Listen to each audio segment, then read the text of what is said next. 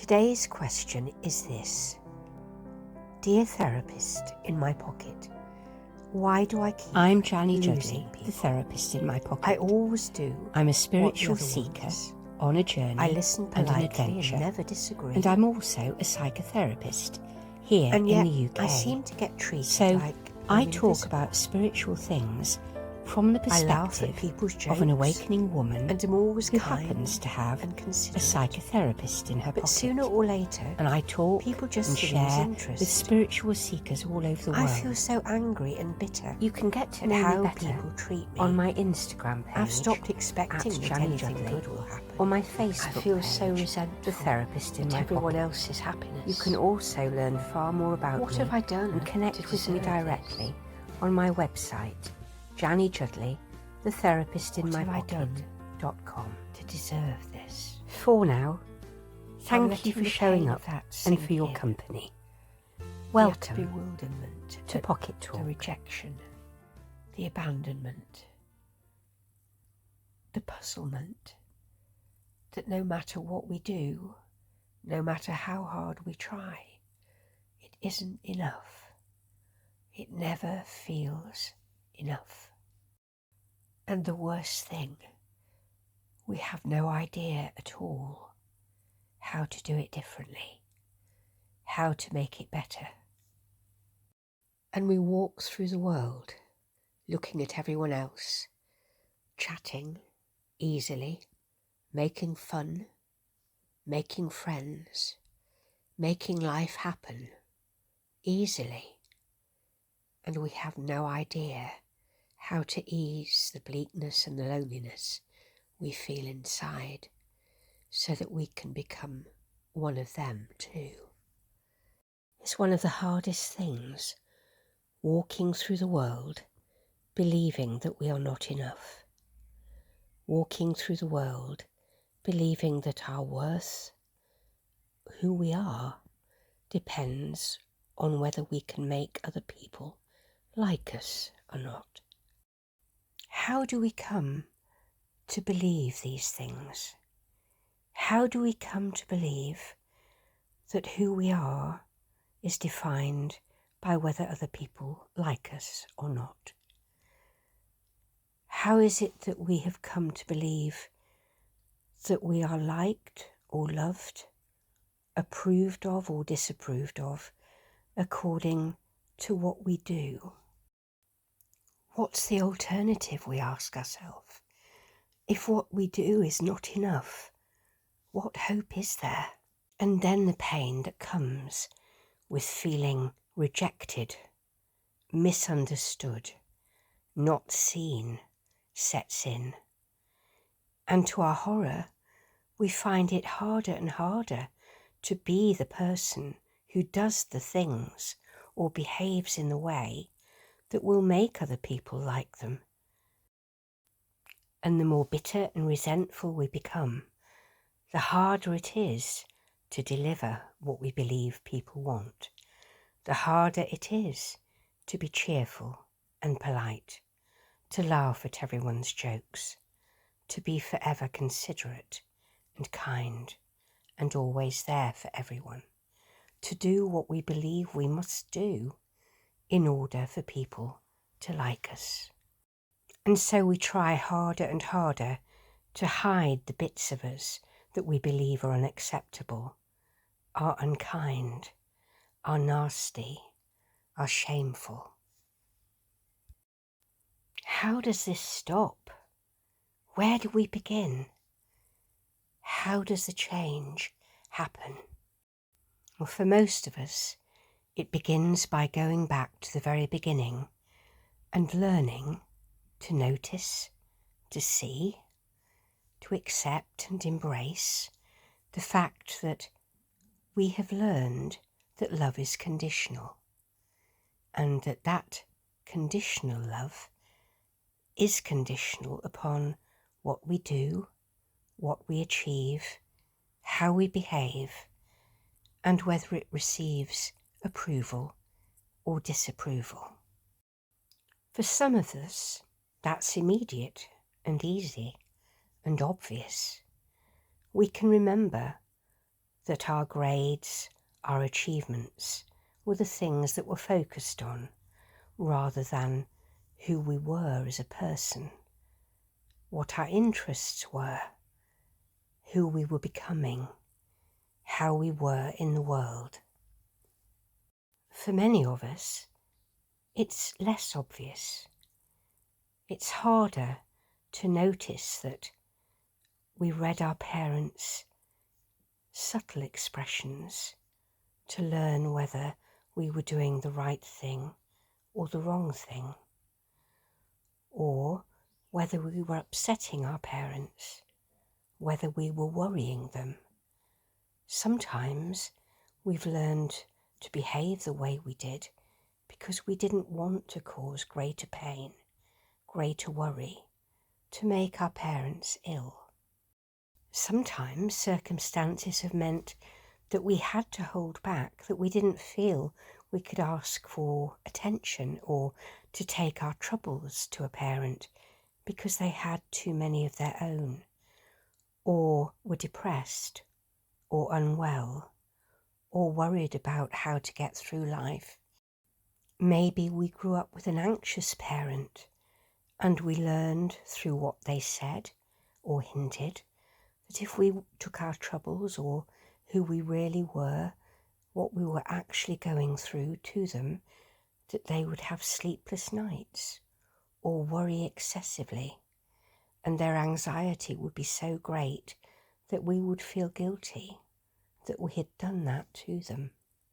Sometimes a parent would show their anxiety or their inability to cope with what we were going through by explosions of anger or withdrawing into silence, both of which we would have found terrifying and desolate. And most importantly of all of these different behaviours would have taught us to believe that if we weren't very careful, love could be withdrawn, or even worse, could be lost. What an impossible decision that is. What an impossible choice for a child to make. And in saying these things, there is no implied blame or criticism of those who cared for us in any way. We all do the best we can with what we have and with what we know in the circumstances in which we find ourselves. Our parents, just like us, are no different. Sometimes it's other circumstances that taught us that love was conditional and approval was conditional upon our achieving certain things. Sometimes we learn this at school. Sometimes that's in the classroom. Sometimes it's in the playground. We can be bullied. We can be shamed. We can be made to believe that we're stupid or inadequate in some way. If we are in a school where sport and the achievements of sport are rated highly and we're not a sporty person, again, we feel that we are not good enough. And so we can learn this in so many, many different ways. But the important thing, the general truth in all of this, is that we learn that what we achieve and what we do are the things that count. And so we concentrate on those more and more, watching, learning, copying, trying to be how we believe people need us and want us and would approve of us being. And we lose touch with who we really are more and more, to the point where we don't really know who we are at all. We develop what's called a false self. I think of it as a mask or a suit of armour or a plaster cast, something that holds a part of us in place that we've grown out of touch with, that is so hidden that we don't even know that it's there, let alone who it really is, and the false self becomes the persona that we show to the world, the self that we believe to be acceptable to the world and to everyone that we meet. But while interacting as the false self gives us a sort of sense of safety, the disastrous thing is that everybody else can see it for what it is. We are transparently inauthentic. And so when, as this person describes, we try to be kind or considerate, or we laugh at people's jokes, we try to fit in, and we say what is expected of us to say, we don't realise that in every moment we are giving ourselves away. And so when people lose interest in us, stop wanting to spend time with us, we believe that it's because we are not trying hard enough, and we have no clue that it's because the other person has realised that there isn't really anyone there to interact with. We're so intent on being who we ought to be, reacting the way we ought to react, being who we think we ought to be, that we are entirely unaware that who we really are is not actually present or evident at all. What a frightening state of affairs. We become hurt and angry and bitter at what we perceive to be others not accepting us for who we are. And we have no idea at all that the person who has really abandoned us really doesn't know who we are, really has shown very little interest in discovering who we are, is us, ourselves. That's often a devastating and quite bewildering discovery. All these years we have believed that what others demanded was a perfect version of us, when all the time they longed to see the real person, imperfect and human and real. And what others have rejected or lost interest in is not, as we have believed, an imperfect version of us, but rather the attempt at perfection and the attempt at maintaining perfection that we have worked so hard to convey and live, and which is so transparently inauthentic and unreal. Not only that, but because it's actually calculated, an attempt at manipulation, because what we try to convey is so transparently not real, not truly felt, not genuine. The reaction that we see in others, and which we have translated as our not being good enough, is actually their rejection, their discomfort with our blatant and obvious form of attempted pretense. What a predicament, what a mess, and what awful shame we feel when we realise that all our attempts to hide the bits of us we don't want to be seen have actually led to them being more transparent than ever. So where do we begin? How do we fix this? How do we let go? How do we make it right? How do we begin to live? Well, first, we have to begin to let go of some of the illusions that have driven us for the whole of our lives. We have to begin to dare to see people differently than the way we've learned. We have to learn to give people the benefit of the doubt, to dare to let them see parts of us, some of who we are. It helps to realise that it's our mistrust and not our imperfection that has driven people away.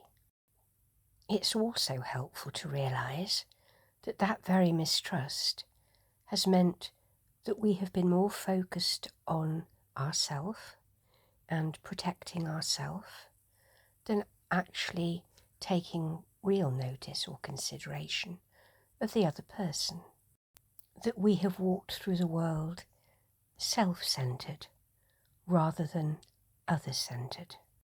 That we have become resentful and bitter about what we perceive as the things that make us different or divide us, rather than celebrating all that we share and all that we have in common. If you like, that we have been sleepwalking through the world rather than walking with our eyes wide open, rather than being truly awake.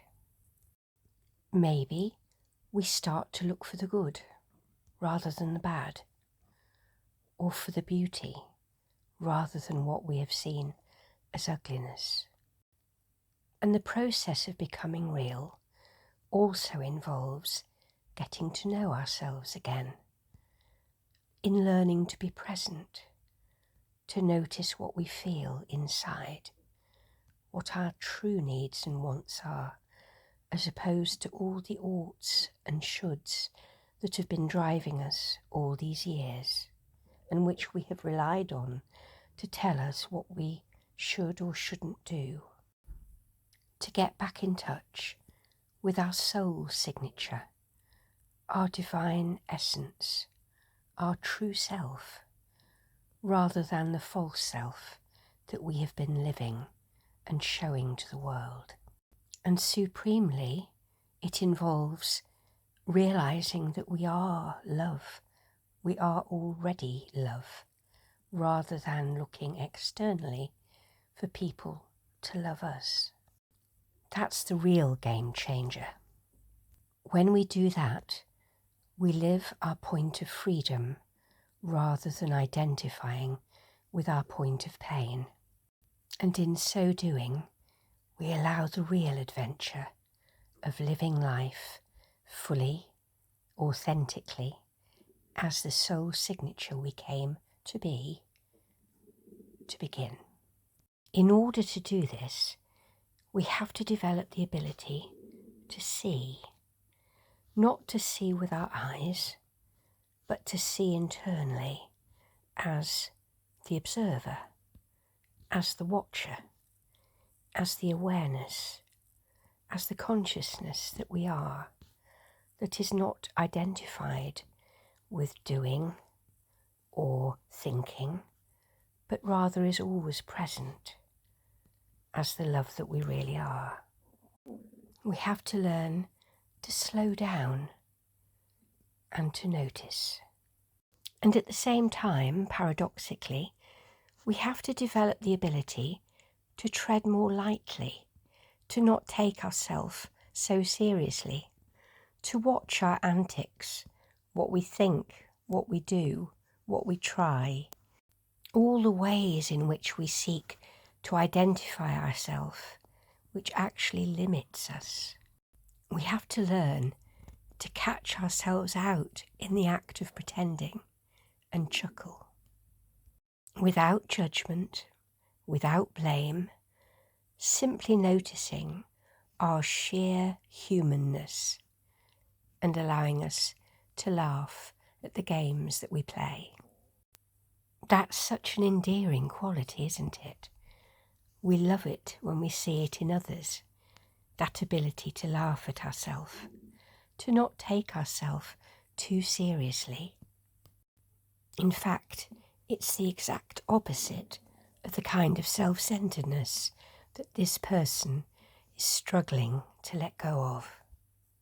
But when we do, oh, the freedom, oh, the liberation to simply be able to be imperfectly, perfectly human, to be fully human and at the same time, as the observer, to be fully divine.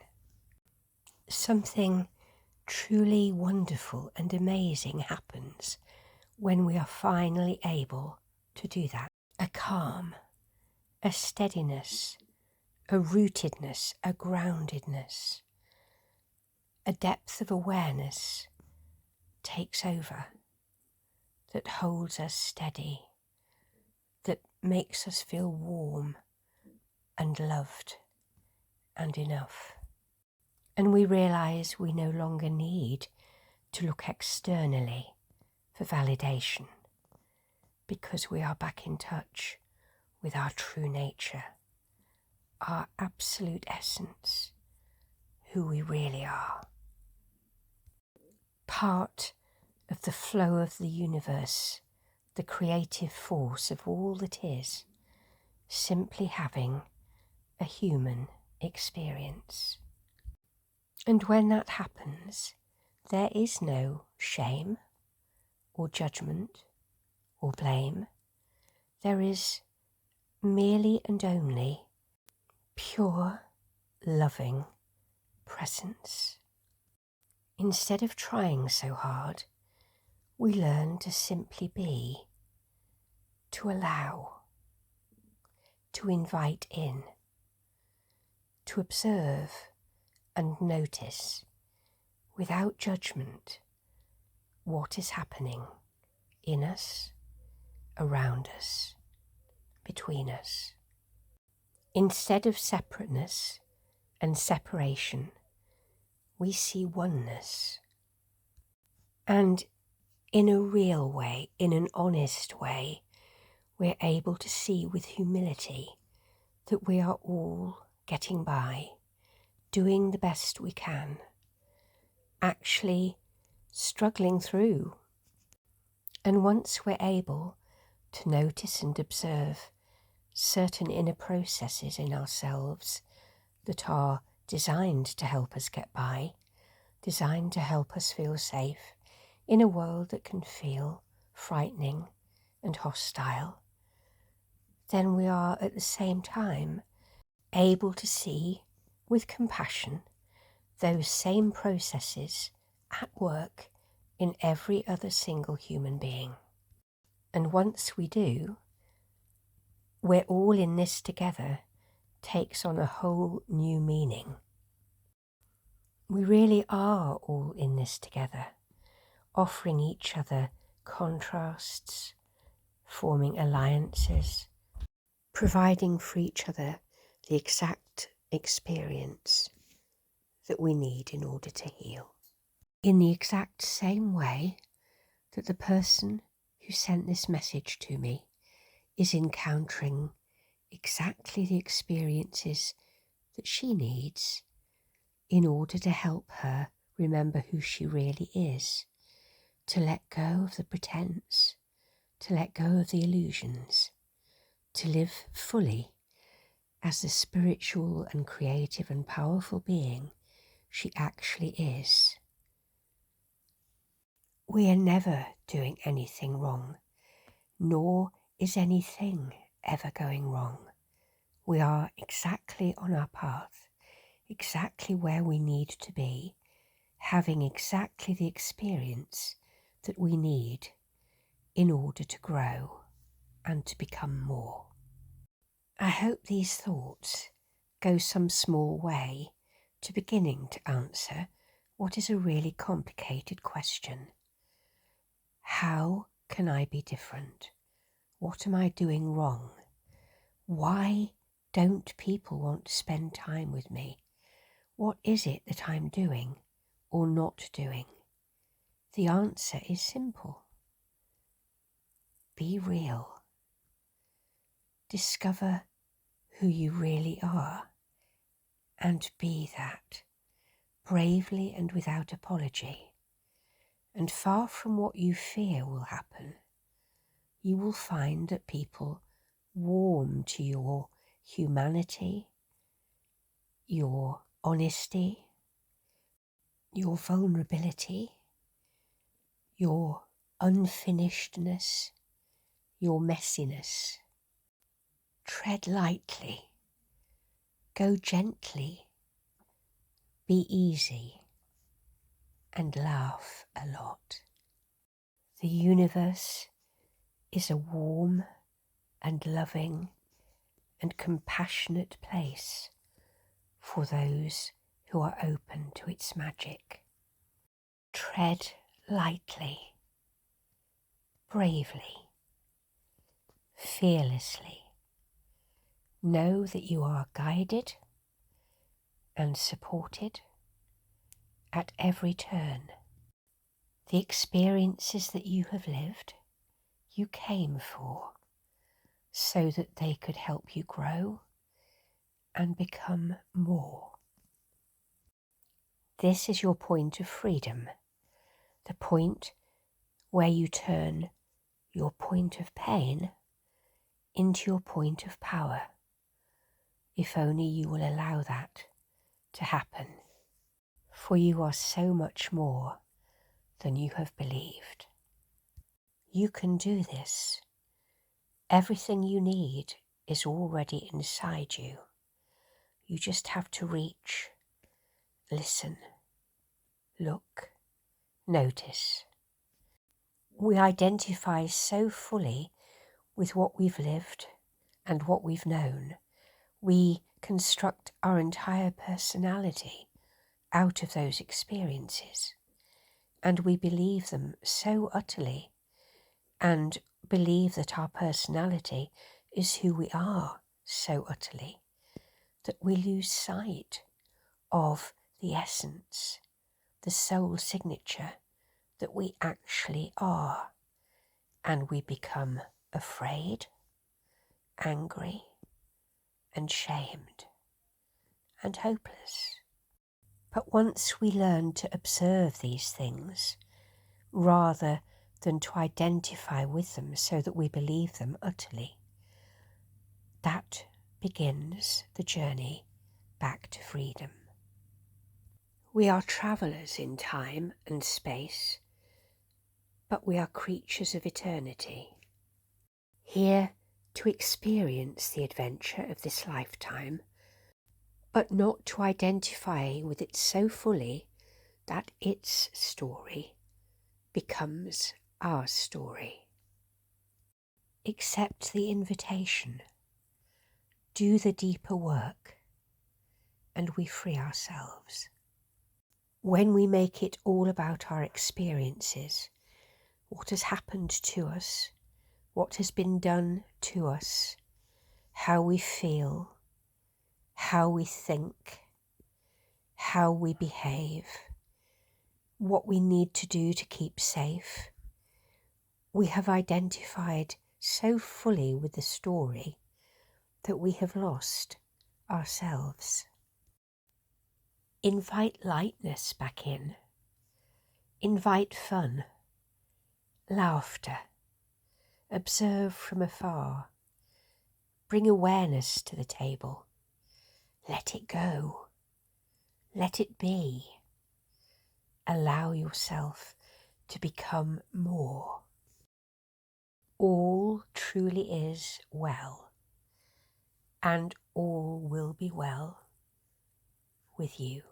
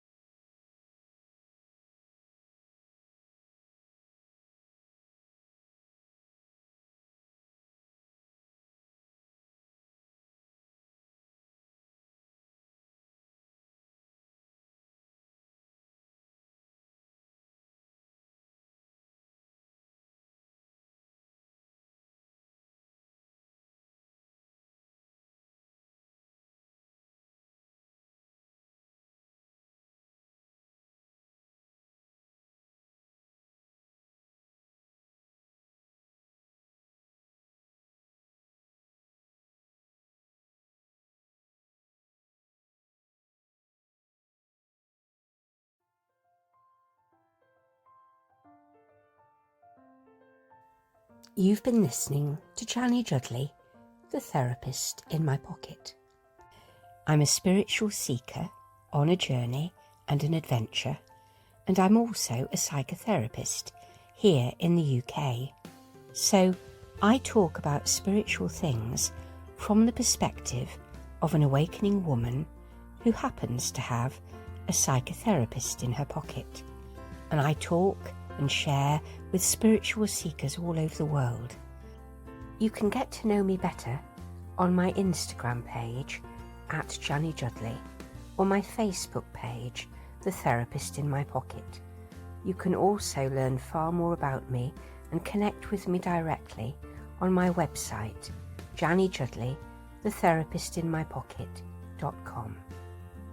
If you'd like to talk with me more, or to work with me, or feature in a live stream or podcast with me, you can get in touch directly from any of my social media pages, or on my website, or directly via email using Janny at jannyjudleytheterapistinmypocket.com. For now, thank you for your company and for showing up.